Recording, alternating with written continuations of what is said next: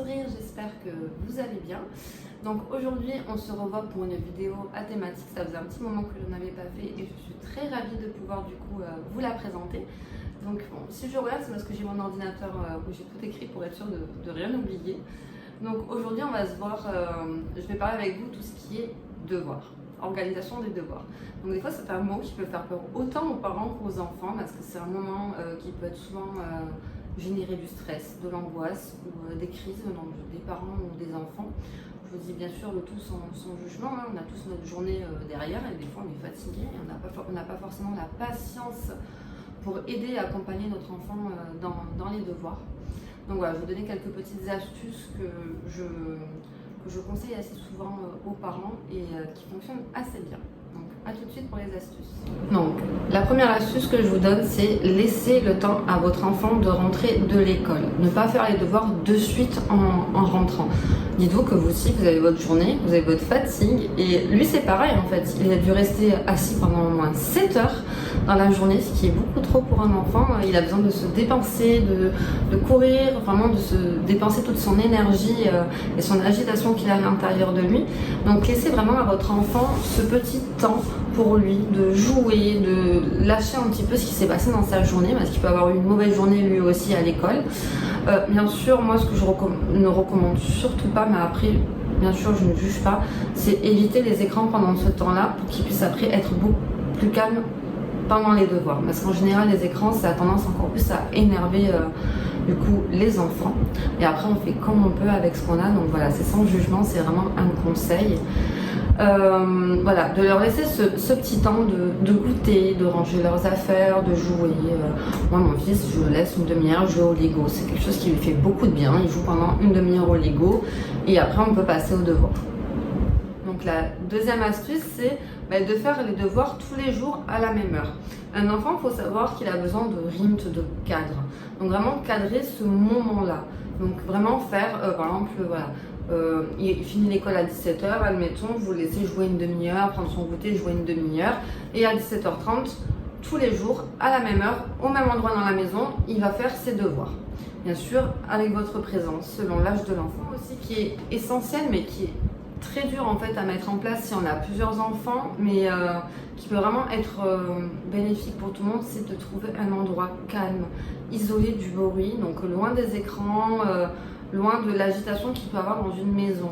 Donc par exemple, si vous choisissez la table de la salle à manger, n'allumez pas les écrans. Si votre conjoint est là, du coup, ou il reste avec vous pour faire les devoirs, ou il part dans une autre pièce pour pouvoir laisser les enfants vraiment tranquilles. Parce que si le papa ou la maman est à côté, va faire à manger, va faire le ménage, l'enfant va être plus concentré sur ce que le parent fait que sur ce que lui, il doit faire vraiment concrètement. Donc après, voilà, les enfants peuvent tous à la même table ou au même endroit pour pouvoir faire leurs devoirs, mais voilà, sans distraction, donc sans jouer autour, donc pas de jouer sur la table, y avoir une présence parentale à 100%. Je sais que vous aussi, vous avez votre journée, vous aussi, vous devez faire à manger, vous devez ranger votre maison, c'est sûr. Je ne dis pas le contraire, je suis maman, moi aussi je dois faire les devoirs à mon enfant. Mais c'est beaucoup plus rapide si vous consacrez une demi-heure, 3/4 d'heure sur les devoirs de vos enfants, vraiment focus, où vous pensez qu'à ça et vous faites ça avec eux, le tout tranquillement et en lâchant prise, que si vous leur demandez de faire des exercices, vous êtes en train de faire la vaisselle ou à manger, ils vous posent des questions, ça va vous énerver parce que vous êtes en train de faire quelque chose et qu'il vous dérange. Sauf que lui, il a besoin de votre aide ou voilà, tout simplement. C'est quelque chose de très difficile à mettre en place, mais c'est une organisation. Moi, je prends vraiment ce temps-là à 100% et après, tant pis, je me dépêche pour pouvoir ranger la maison, faire à manger ou mon conjoint le fait en attendant que moi je fais les devoirs ou inversement. C'est vraiment avoir cette disponibilité pour votre enfant pour qu'il se sente en sécurité et surtout s'il a besoin d'aide, il sait que vous êtes juste là en fait derrière lui et qu'il ne faut pas attendre en fait après vous.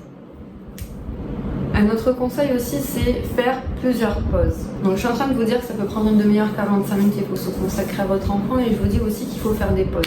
Oui, votre enfant, il a besoin de pause. En fait, une fois que vous avez les devoirs de votre enfant, découpez-les en parties. Par exemple, il y a les maths, le français, la géographie ou l'anglais, je sais pas, je dis vraiment de façon générale. Découpez les devoirs de votre enfant. Pour que votre enfant il fasse une matière ou une catégorie de devoirs à faire, puis il fait une pause pendant 10 minutes. le tout sans écran, dans le calme. Il joue à ses Lego, il joue à la poupée, enfin vraiment le tout vraiment dans le calme pour que lui en fait il mette son cerveau en off, même s'il se met que sur le canapé et qu'il ne fait rien, c'est pas grave. Ou pendant ce temps de pause, à la rigueur, vous pouvez avancer votre ménage, votre repas, voilà. C'est aussi ce moment-là aussi pour vous de lâcher prise parce que du coup peut-être qu'il vous a énervé, agacé et vous avez besoin aussi de souffler. Voilà, c'est pareil dans les deux sens. Donc en général, moi je fais des pauses toutes les 20 minutes avec mon fils parce qu'il a beaucoup du mal à se concentrer, plus de 20 minutes et même c'est trop pour lui. Après une journée de 7 heures à apprendre, il faut qu'il continue à apprendre. Donc voilà, moi je découpe les devoirs en petits morceaux et c'est quelque chose que je recommande souvent aux parents que j'ai autour de moi et c'est vrai que c'est une technique qui fonctionne très bien.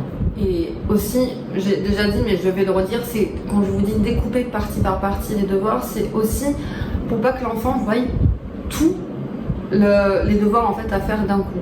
Si votre enfant il voit qu'il a 5 matières, qu'il a 4 leçons à apprendre, qu'il a 10 additions à faire et qu'il voit ça tout d'un coup, votre enfant n'aura pas envie de faire les devoirs, il va être découragé avant d'avoir commencé. Que si vous commencez étape par étape, on prend une première matière, il y a ça à faire, on fait une pause. On prend cette matière, il y a ça à faire, on fait une pause. Voilà, ça aide aussi à lui mieux se concentrer dû aux pauses, mais aussi à pas être découragé par la masse de travail. Parce qu'à un moment donné, plus on arrive dans l'âge, plus il y a du travail à effectuer derrière. Et lui, il a quand même sa journée aussi d'école où il doit apprendre, écrire, voilà, faire des exercices, répondre correctement au professeur. Et ça demande beaucoup d'énergie aux enfants. Donc voilà, donc c'est vraiment une vidéo dans la bienveillance, je ne juge pas, on fait tous avec les moyens qu'on a et les possibilités qu'on a.